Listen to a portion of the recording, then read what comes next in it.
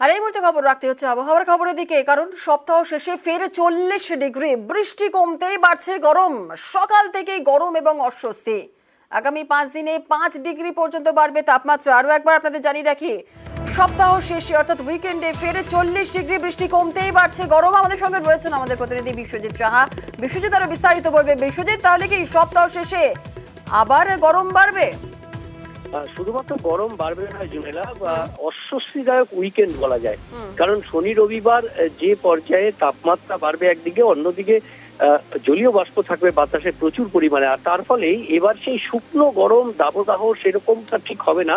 তো যদিও পশ্চিমী গরম হাওয়া আসবে প্রচুর, কিন্তু সাগর থেকে জলীয় বাষ্প যা ঢুকেছে সেই জলীয় বাষ্প থাকার কারণেই একেবারে ঘাম প্যাচপেচে গরম আর অস্বস্তিদায়ক উইকেন্ড থাকবে। তবে উত্তরবঙ্গের উপরের দিকে যে 5 জেলা দার্জিলিং, কালিম্পং, আলিপুরদুয়ার, কোচবিহার ও জলপাইগুড়ি, সেখানে বিক্ষিপ্তভাবে বৃষ্টি চলবে। মূলত পার্বত্য এলাকায় বজ্রবিদ্যুৎ সহ হালকা মাঝারি বৃষ্টি চলবে।